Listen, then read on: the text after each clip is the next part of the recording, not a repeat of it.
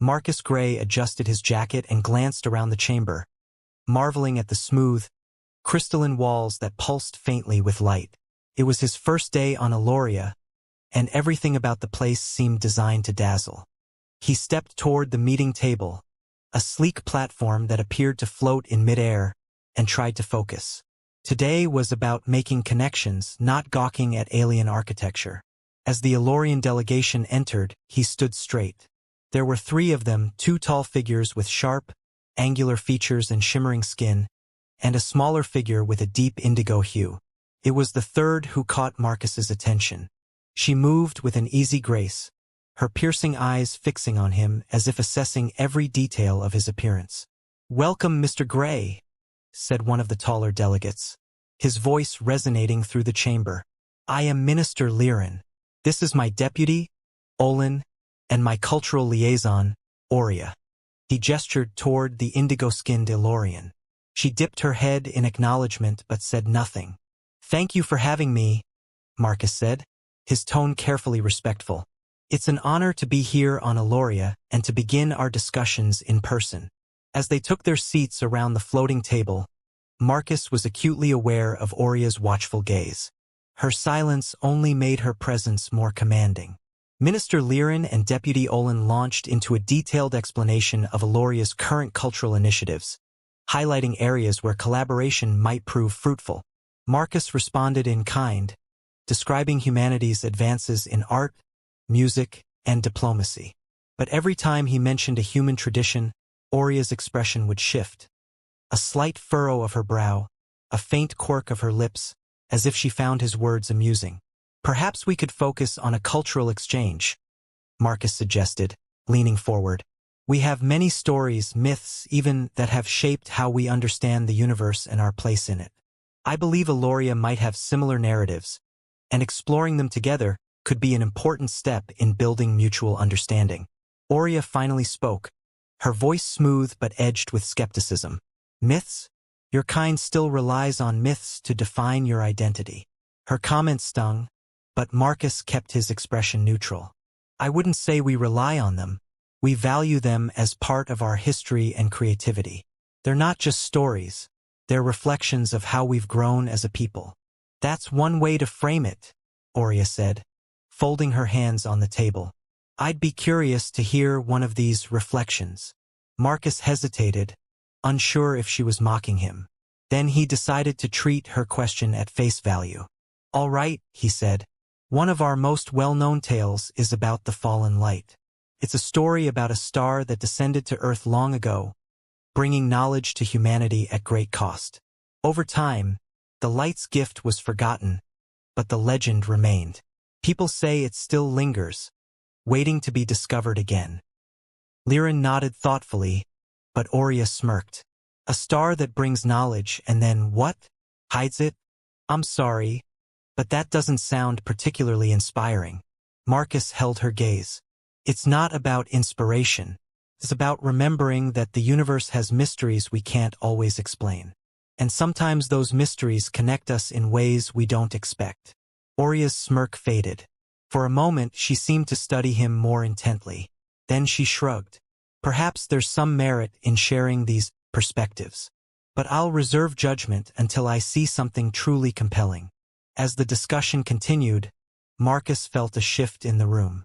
Aurea's sharp remarks softened, and she began asking questions, not only about the myths he mentioned but about the way humans lived, created, and connected. By the end of the session, the frosty distance between them had begun to thaw. "Mr. Gray," Aurea said as the meeting concluded, "your stories might not be as ridiculous as I thought. I look forward to hearing more." The words were small, but the change in her tone was not. Marcus nodded. "Then I'll do my best to bring you something worthy of your interest." As the delegates departed, Marcus stayed behind for a moment, letting out a breath he hadn't realized he'd been holding.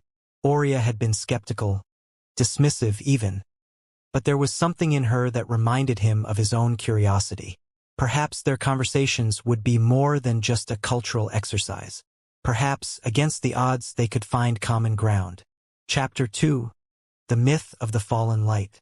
Marcus Gray shuffled through a data tablet, its screen reflecting the dim glow of the Elorian archives. The room was quiet save for the occasional faint hum of distant machinery. Oria stood at the other side of the chamber, her long, indigo fingers gliding over a console that brought up a cascade of holographic images. "These records are from the time before the Great Alignment," she said without looking back. "Many of them are unreliable. Stories handed down orally before being recorded. Nothing more than ancient musings." "You mean myths?" Marcus replied, raising an eyebrow. "Your people have them too?" Oria turned toward him, her piercing gaze steady. "Every civilization develops its own narratives. But myths are not facts. They're reflections of how we once tried to understand the unknown." Marcus grinned, stepping closer. "That's pretty much what I said yesterday." "Yes," she said flatly, "but we evolved past them. I'm not sure your species can say the same." He laughed softly and leaned on the edge of the console. "So you're saying you don't find any truth in them? Not even a shred of historical accuracy?" Oria hesitated, a flicker of doubt crossing her face before she smoothed it away. "That depends on the myth." Marcus glanced at the shimmering projection of the fallen light myth he had shared the day before. The image of a radiant star descending to a primordial earth lingered in the air. "This one, the fallen light. Have you ever seen anything like it in your archives?" Oria folded her arms, her expression unreadable. "There are some similarities to an old Elorian tale. An explorer from our early days supposedly traveled far beyond known space and encountered a primitive world. Some say she brought knowledge and tools to the beings there. Others claim she simply observed them before vanishing. The details were never verified." "Sounds familiar," Marcus said quietly. Oria studied him, her eyes narrowing. "You can't possibly think that our ancient explorer had anything to do with your myths." Marcus spread his hands. "I don't think anything yet. I'm just curious. Maybe your explorer's visit inspired certain stories. Maybe what you call a primitive world was Earth." "That's absurd," she said, though her tone held less conviction than before. "Even if there were similarities, it's more likely coincidence. Eloria has no record of contacting your planet." "Perhaps you lost the records," Marcus suggested. "It happens. Archives degrade. Information gets buried or misinterpreted. Isn't it worth considering?" Oria hesitated again, her stance rigid. "You're very determined to make this connection." "I'm a diplomat. Making connections is my job," Marcus said with a small smile. "Why don't we look into it together? You've got the archives. I've got the curiosity." Her expression softened, just slightly. "If only to prove you wrong." "Fair enough," Marcus said, grinning. The two of them spent hours combing through the archives. The projections filled the air around them. Star charts, ancient logs, illustrations of long-lost artifacts. At first, their search yielded nothing concrete. Oria would occasionally point out a discrepancy or dismiss a legend as mere storytelling, but Marcus continued pressing. "What about this one?" Marcus asked, tapping on a glowing image of an artifact resembling a starburst. Oria tilted her head. "That's a relic attributed to one of our earliest philosophers. It's said to have been inspired by a distant star, but no one takes that origin seriously. Yet you keep it preserved," Marcus noted. "Why? If it's just a story." Oria's lips tightened. "Tradition, respect for our past. Or maybe because part of you wonders if there's something more to it," Marcus said. "You don't have to admit it, but I can see it in your face. You're curious." She let out a small huff, but her eyes lingered on the image. "It's a curiosity I'm sure will lead nowhere." "Then there's no harm in exploring," Marcus replied. "Sometimes the things we don't take seriously end up being the ones that surprise us." Their banter continued late into the evening.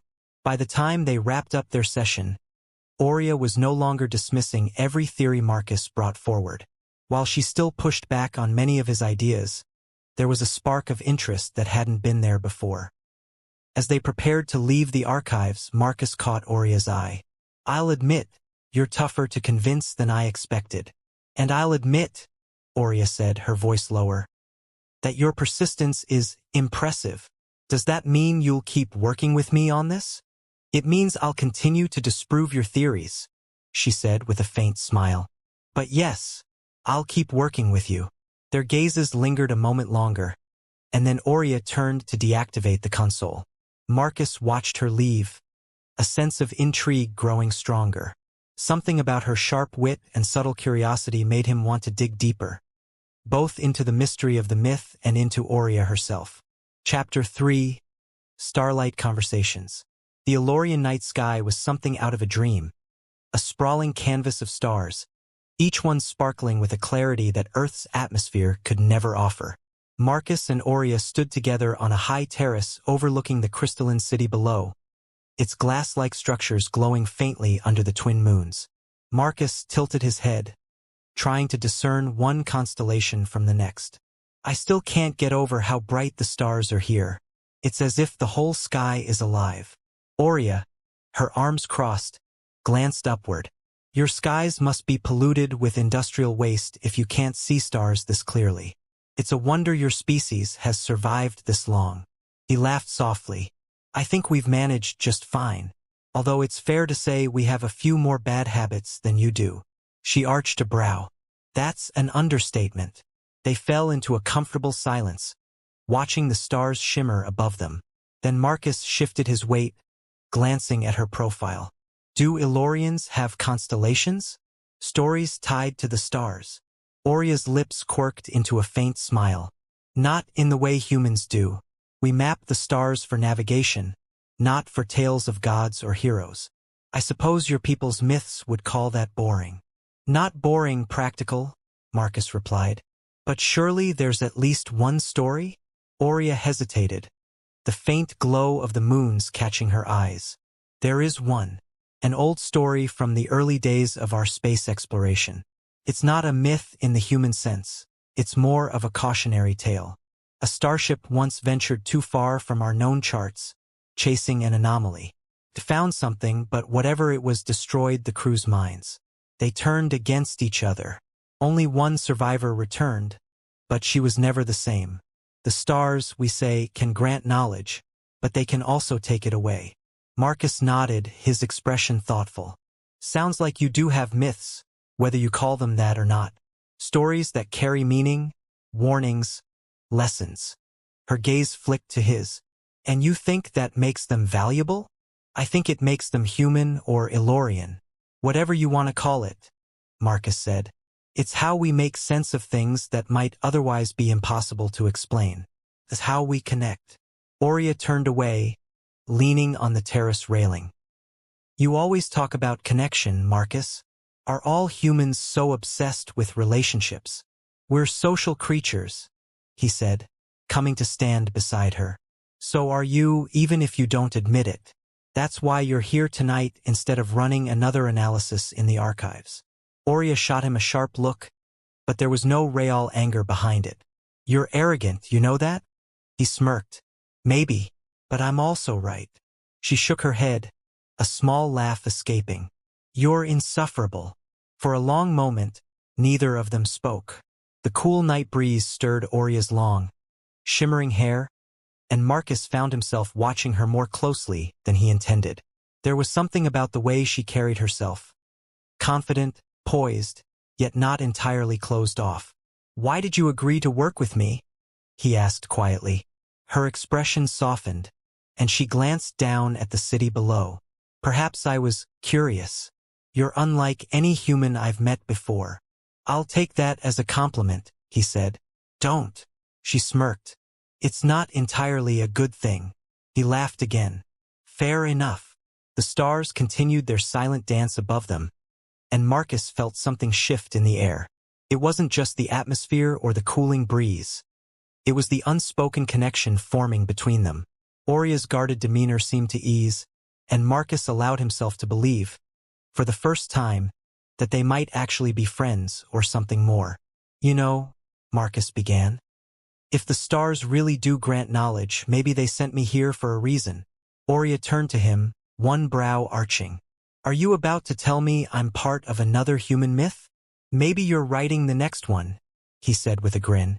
She rolled her eyes, but he caught a hint of amusement in her smile. "You're impossible. And yet you keep talking to me," he said. She didn't respond, but the look she gave him was enough. Chapter 4. Unraveling the Truth. Marcus sat at the edge of the observation deck, the Elorian sun dipping low on the horizon, painting the sky in streaks of amber and violet. Beside him, Aurea leaned against the railing, a datapad in her hands. For hours now, they'd been sifting through archived records, ancient accounts, and fragments of Elorian star charts. The mystery they were chasing, an early Elorian explorer who might have visited Earth, remained just out of reach. "This is infuriating," Aurea muttered, flicking through another series of projections. "These records are incomplete. If the truth was ever recorded, it's long since been lost." Marcus leaned back on his elbows, looking up at the first emerging stars. "So what do we have so far? We know one of your early explorers disappeared on a deep space mission. We know the time frame roughly lines up with when our myths about the fallen light started. And we know," he trailed off, frowning. "What do we know?" "That your kind has a penchant for wild speculation," Aurea said dryly, but her tone lacked its usual sharpness. She was frustrated, but she wasn't dismissing the idea anymore. That, at least, was progress. Marcus glanced over at her. "You have to admit it's intriguing. If your explorer really did make it to Earth, however unlikely that seems, what would that mean for us? For both of our histories?" Aurea shook her head. "It would mean that a single Elorian influenced an entire species' culture without intending to, or that humans took a fragment of information and turned it into a legend. Either way, it's hardly flattering to either side." "Flattering or not, it's something," Marcus countered. "You're starting to sound like you don't want to find out." She gave him a sidelong glance. "What makes you think that?" He smiled faintly. "Because you're looking for reasons to stop. You've been digging into these archives, pushing yourself to exhaustion, but every time we get close to something concrete, you step back. Like you're afraid of what we might find." Her shoulders stiffened slightly, but she didn't deny it. Instead, she turned her gaze back to the glowing skyline. "Maybe I am," she admitted quietly. "If it's true, it would change the way I see my people, the way I see myself. That's not something I take lightly." Marcus sat up, leaning forward. "Then let's keep looking. If the answer's out there, it's better to face it than to let it stay hidden." "You speak as if answers always bring clarity," Aurea said, her tone tinged with uncertainty. "Sometimes they only bring more questions. And that's okay," Marcus said. "Questions are what brought us here in the first place." Aurea glanced at him again, and for the first time, she allowed herself a small smile. "You're insistent. I'll give you that. Call it a human trait," Marcus said with a grin. "We're stubborn when it comes to things that matter." They worked into the night, the datapads casting soft glows on their faces. Marcus pulled up a fragment of text that caught his attention. "Here," he said, pointing to a line of script. "This mentions an emissary of the light. Doesn't that sound similar to your lost explorer?" Aurea leaned over his shoulder, reading the lines intently. Her proximity made Marcus acutely aware of her presence, but he forced himself to focus. "It's possible," she admitted, "but the name is vague. Light could mean anything in our language. It might not refer to a starship at all. But it might," Marcus pressed. "And if it does, it means someone else thought this explorer was significant enough to record in your history. That's worth digging into." Aurea nodded slowly. "I'll run a cross-reference with other records from that era. If we find another mention of this emissary, it could lead us to a more complete account." They worked side by side, their conversation shifting between the task at hand and the occasional exchange of personal anecdotes. Aurea shared a story about her first deep space assignment, and Marcus recounted a particularly disastrous negotiation early in his career. The mood lightened as they laughed at their own mistakes, and for a while, the weight of their search faded. Finally, Aurea paused, her fingers hovering over the datapad. "There's something here," she said, her voice suddenly serious. Marcus straightened. "What did you find?" She pointed to a line of text. It's another record from the same time frame. It refers to a journey to a green world, where the light touched the ground. If that's not a poetic description of Earth, I don't know what is. Marcus felt a thrill run through him. We're getting closer, he said, his voice low with excitement. One more piece, and we might have the confirmation we need. Oria didn't respond immediately. Instead, she looked at him, her expression unreadable. If this turns out to be true, what will you do with it? Share it, Marcus said simply. It's part of our shared history. We deserve to know where we came from. Her gaze lingered on him. Then she nodded. Then let's find that last piece. They turned back to their work, their shared determination stronger than ever. Chapter 5. Learning the Language of Touch.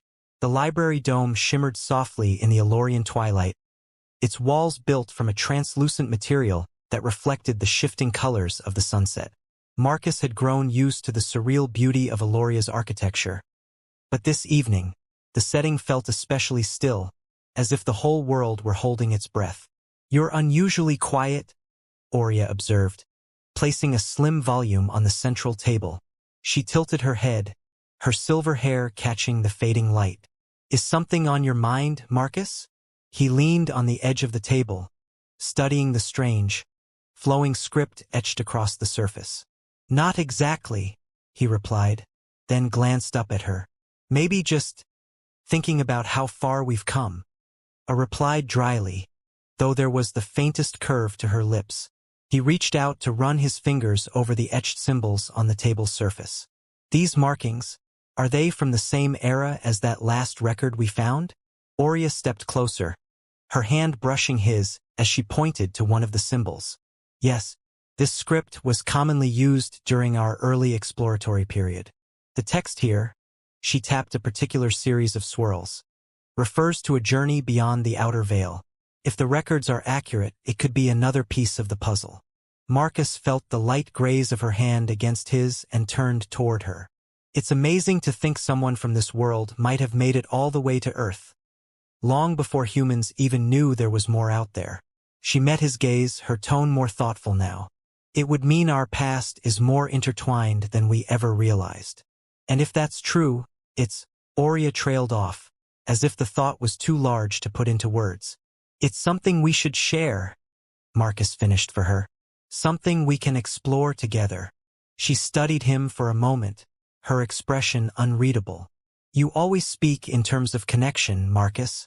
For you, everything comes down to relationships. He shrugged. Maybe that's because I believe they matter. That's why we're here, isn't it? To find a connection between our histories. Oria looked down at the table, tracing one of the symbols with her fingers. Perhaps. Or perhaps you're just trying to charm me into agreeing with your theories. Would that be so terrible? Marcus asked, his voice light but edged with something more serious. Maybe I just like having you around. She glanced up sharply, as if caught off guard by the sincerity in his tone. For a moment, neither of them spoke. Then Oria stepped back slightly, her hand falling to her side. You're too persistent for your own good, she said, though her words lacked their usual bite. Marcus straightened and smiled. I'll take that as a yes. The silence stretched again, and this time it wasn't uncomfortable. The faint hum of the library's lighting system filled the air as they stood there, caught between the past they were uncovering and the connection forming in the present. Oria shifted her weight, her expression softening. You're not entirely insufferable, she admitted at last. Sometimes, your perspective is refreshing. Was that a compliment? Marcus asked, raising an eyebrow. Don't get used to it, Oria said, though the corner of her mouth lifted slightly. Their hands brushed again as Marcus moved to pick up one of the datapads on the table. This time, neither of them pulled away immediately. Marcus felt the warmth of her fingers lingering against his, and the faintest flicker of something unspoken passed between them. Oria, he said quietly, his voice uncharacteristically unsure. You know we're going to figure this out. But, whatever we find, I'm glad I'm not doing it alone. She didn't answer right away. When she finally spoke, Her tone was softer than before. Maybe I am too. Her fingers grazed his again, a deliberate movement this time. It was a small gesture, but it carried weight. Marcus didn't press it further. He just held the moment, the strange and unexpected closeness that had grown between them. They turned back to their work, the ancient symbols glowing faintly under their touch. But the silence that followed wasn't the absence of words. It was the beginning of something neither of them had expected, and they both felt it. Chapter 6. The Weight of History. Marcus paced the length of the Elorian council chamber, his boots barely making a sound against the polished crystal floor. The place was quieter than usual. No hovering delegates, no bustling assistants. It felt almost private, though he knew that privacy on Eloria was an illusion. Every word spoken in this room had a way of reaching the ears of someone who could use it. Across the room, Aurea stood by the large observation window, her arms folded. The glow of the city below reflected faintly off her indigo skin, giving her a ghostly, almost ethereal look.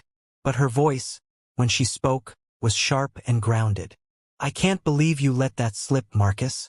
You practically handed them a reason to shut us down. I didn't let anything slip, Marcus replied, stopping mid-step. I was careful. They were going to find out eventually. Better they hear it from me than someone else. Do you always take risks this lightly? She asked, turning to face him.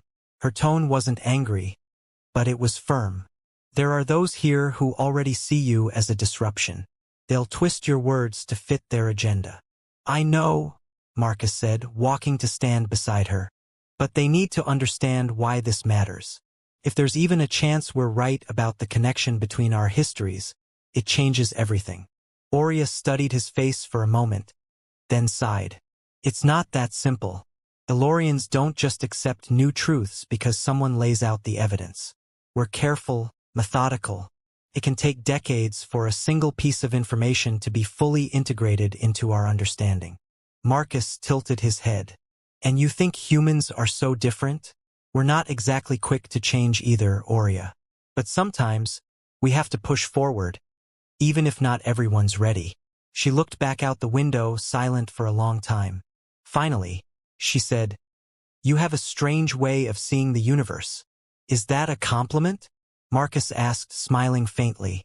It's an observation, she replied, though her lips curved upward just slightly. Don't let it go to your head. Before Marcus could respond, the chamber doors opened, and Minister Liren entered, followed by his deputy, Olin. Both Elorians were as composed and regal as always, their expressions calm but unreadable. They strode to the center of the room, their movements deliberate. Mr. Gray, Liaison Aurea, Liren said, inclining his head. I understand you've made progress on the records analysis. Yes, Marcus said. We've uncovered multiple references that suggest an Elorian explorer reached Earth in our distant past. We're piecing together the timeline and— Carefully, Mr. Gray, Liren interrupted, his voice measured.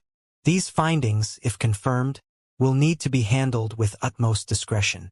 Rushing to conclusions could destabilize the diplomatic efforts we've worked so hard to establish. Aurea stepped forward, her tone calm but firm. Minister, we're not rushing. The evidence is compelling, and we believe it warrants further investigation. If we can confirm that one of our early explorers visited Earth, it would open the door to a deeper understanding between our peoples. Olin, who had been silent until now, spoke up. Deeper understanding or deeper conflict? Such revelations have a way of stirring division, even among the most stable societies. Marcus felt the tension rise in the room. He looked to Aurea, who remained steady, her gaze unwavering. This isn't about conflict, Marcus said, his voice steady but firm. It's about truth. If we can establish this connection, it's not just another historical footnote. It's a bridge. And a bridge can help us move forward together. Liren regarded him for a long moment, then turned to Aurea. You've spent the most time on this project. Do you believe it's worth the risk? Aurea glanced at Marcus, then back at the minister. I believe that understanding our past, truly understanding it, is always worth the risk. Liren nodded slowly. Very well. Continue your research, but proceed carefully. And be prepared to present your findings formally when the time comes. The meeting ended shortly after, leaving Marcus and Aurea alone again in the chamber. As the doors closed behind the minister and his deputy, Marcus let out a breath he hadn't realized he'd been holding. That could have gone worse, he said, rubbing the back of his neck. It also could have gone better, Aurea replied, though her tone was lighter now. You backed me up in there, Marcus said, looking at her. Thank you. She shrugged. It wasn't about backing you up. It was about the truth. And whether I like it or not, you're right. This is something we can't ignore. Their eyes met, and for a moment, the weight of the past and the uncertainty of the future felt a little less heavy. Chapter 7, The Dance of Worlds. The grand hall buzzed with quiet anticipation. The walls, adorned with shimmering crystal lattice patterns, reflected the soft glow of Aloria's twin moons. Tables were arranged in a semicircle around a raised platform, where displays of both human and Alorian artifacts stood side by side. A low, continuous hum from an array of floating lights filled the air, accentuating the hushed conversations of delegates, scientists, and cultural representatives from both civilizations. Marcus stood near the entrance, adjusting the cuffs of his formal suit. The outfit felt stiff, unfamiliar compared to his usual diplomatic attire, but the occasion demanded it. He glanced over to Aurea, who was arranging a small array of star-shaped ornaments on one of the displays. You sure these are arranged the right way? Marcus asked, stepping closer. They don't look symmetrical. They're not supposed to be symmetrical, Aurea said without turning. The pattern reflects our original star charts, which didn't follow perfect symmetry. It's meant to highlight how we navigate, not how we think the universe should look. Marcus raised an eyebrow. Interesting. I guess I never thought about navigation like that. Aurea finally looked up, her expression softening. Sometimes understanding another perspective is just as important as understanding the facts. Before Marcus could reply, a tall Alorian man approached. He wore a long, flowing tunic in deep blue hues, adorned with subtle glimmers that matched the crystalline walls.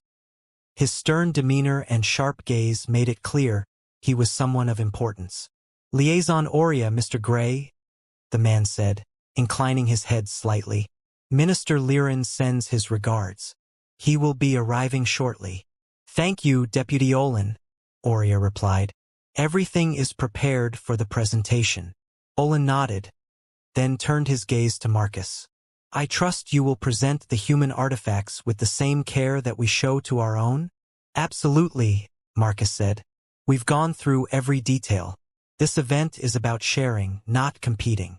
Olin's expression remained unreadable. See that it remains so.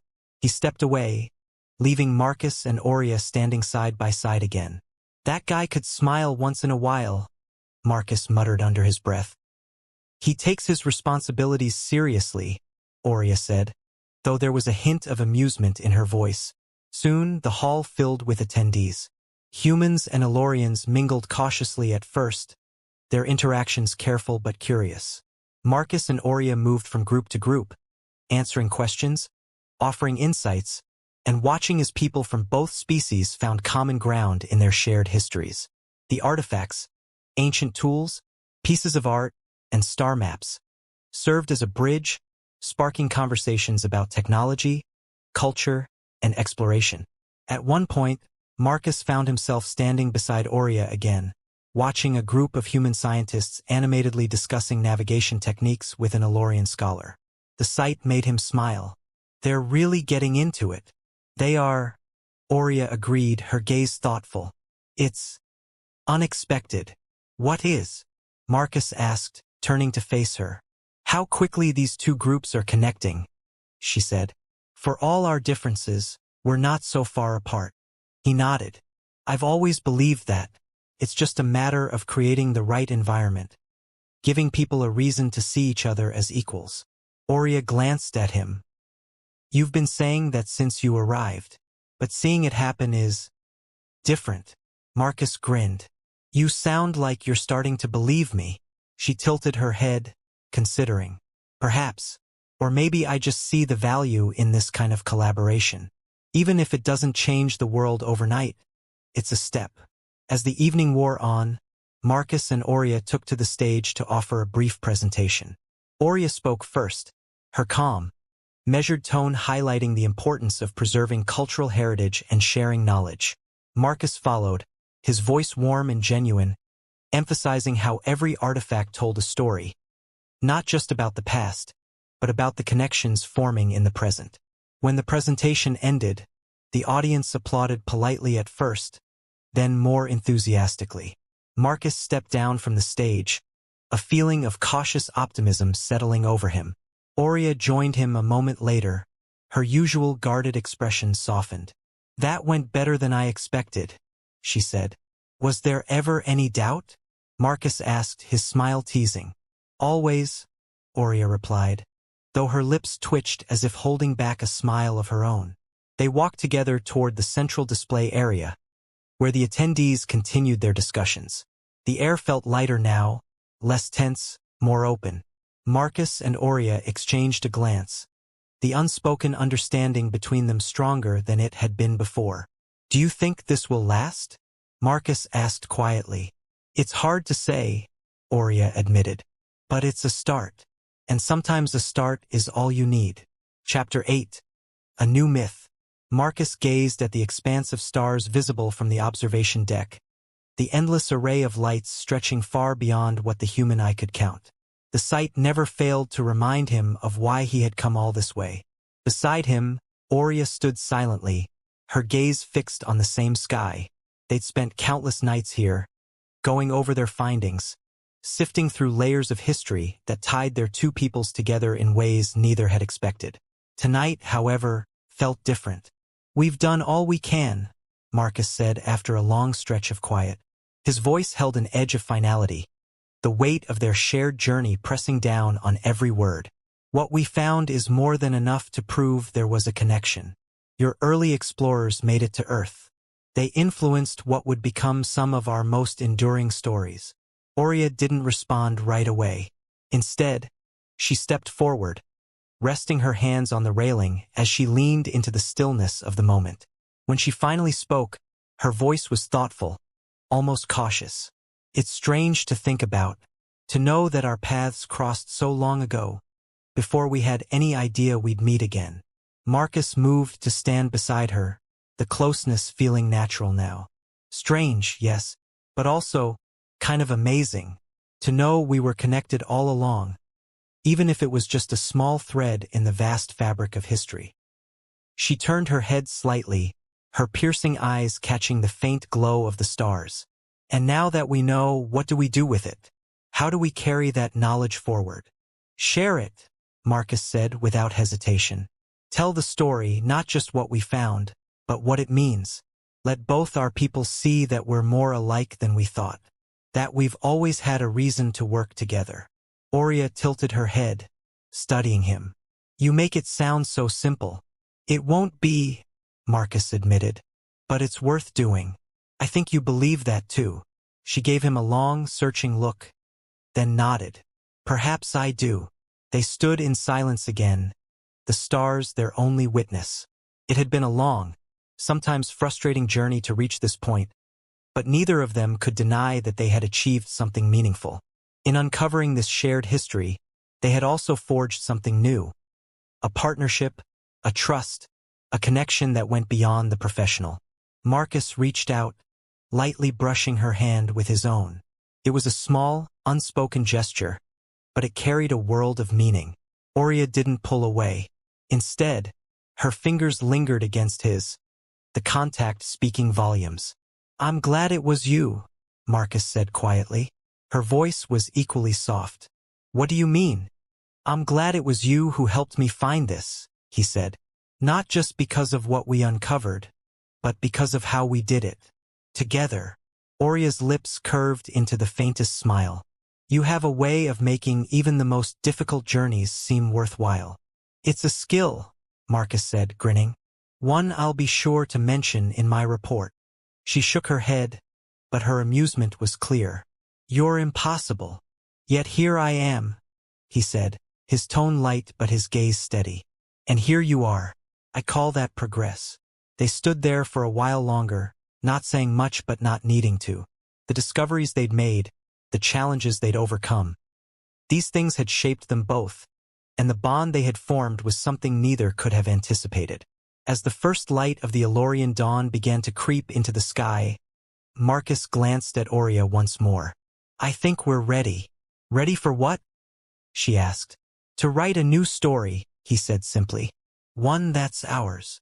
She didn't respond with words, but the way her hand remained in his was answer enough. Together, they turned their eyes back to the horizon, where a new chapter in their shared history was waiting to be written.